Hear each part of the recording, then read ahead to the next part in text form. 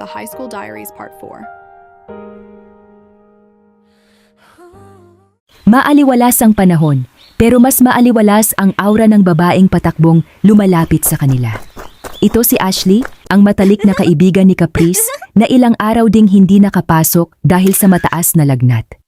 Ngayong magaling na siya, tila bumalik ang buhay sa bawat sulok ng koridor dahil sa kanyang bubbly personality. Caprice! Oh my gosh, I missed you so much. Akala ko talaga kukunin na ako ni Lord sa sobrang taas ng lagnat ko. But look at me now. I'm back and better than ever. Sira? Grabe ka naman sa Lord, pero buti naman at magaling ka na, Ashley. Ang tahimik ng classroom pag wala ka. Napansin agad ni Ashley ang kasama ni Caprice. Huminto siya at tiningnan si Sofia mula ulo hanggang paa. Pero hindi ito mapanghusga. Ito ay tingin ng isang taong excited makakilala ng bagong kaibigan. Wait! Sino itong kasama mo? Don't tell me, ito ba yung sinasabi mo sa text na bagong transfer? Girl, you are so pretty. Bakit parang nahihiya ka? Ashley, si Sofia pala. Sofia si Ashley, ang pinakamaingay pero pinakamabait na kaibigan ko. Hello po, Ashley. Ako nga po si Sofia. Salamat po. Anong po? Magka-age lang tayo, I know. Grade 10 na tayo, so we're basically sisters now. Don't worry, Sophia, since BFF ka na ni Caprice, BFF na rin kita. Sinong mang-away sa'yo, isusumbong natin kay Lord. O kaya sa principal. Nagpatuloy sila sa paglalakad papasok ng silid-aralan. Dahil sa pagiging bubbly ni Ashley, unti-unting nawawala ang kaba sa dibdib ni Sofia. Pakiramdam niya, habang dumarami ang mga taong tulad ni Caprice at Ashley sa tabi niya, mas nagkakaroon siya ng lakas ng loob na harapin ang mga bully sa kanilang section. Tara na! I have so many stories to tell you guys.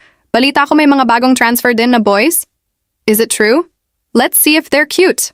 Pagdating ng tatlo sa tapat ng silid, tila isang pader na nakaharang si Eliza kasama ang kanyang mga alipores.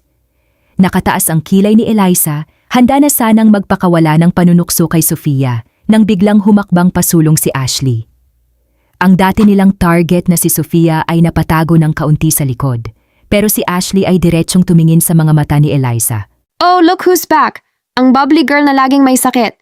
At kasama niyo pa talaga ang basurerang to? Akala niyo ba porket tatlo na kayo, matatakot na ako? Humakbang pa forward si Ashley na wala ang ngiti sa kanyang mukha at napalitan ng seryosong tingin. Ibinaba niya ang kanyang bag at hinarap si Eliza nang walang takot. Alam mo, Eliza, ilang araw lang akong nawala. Mas lalong pumangit ang ugali mo. Subukan mo lang na hawakan kahit isang strand ng buhok ko o kahit dulo ng daliri ni na Sofia at Caprice at sisiguraduhin kong kakalbuhin kita ng live sa harap ng buong school. Hahoy, Ashley, masyado ka namang matapang. Akala mo kung sino ka. Bakit, princess? Gusto mo bang sumama sa kanya sa parlor ko? Libreng gupit hanggang anit. Subukan nyo lang kaming harangan, tignan natin kung sino ang iiyak sa principal's office mamaya. Napatigil si Eliza. Alam niyang hindi basta-basta si Ashley. Hindi ito tulad ni Sofia na nananahimik lang at hindi rin ito tulad ni Caprice na idinadaan sa malamig na titig. Si Ashley ay parang apoy na handang manunog kapag naapakan ang mga kaibigan niya. Whatever. You guys are so cheap. Tara na, girls. Waste of time lang tong mga to. Padabog na pumasok sa loob sina Eliza, pero ramdam ang pagkahiya nila dahil sa naging sagot ni Ashley. Napahawak naman si Sofia sa braso ni Ashley, bakas ang pasasalamat sa kanyang mga mata. Salamat, Ashley. Grabe ka pala lumaban. Sus! Ganun talaga dapat, Sofia. Huwag kang papayag na tinatapakan kanila. Dito sa school, kailangan mo ng tiger energy. O di ba? Natahimik ang reyna ng mga pukyutan? Sabi ko naman sa'yo, Sofia, ibang klase itong si Ashley. Pero tara na, baka dumating na ang advisor natin.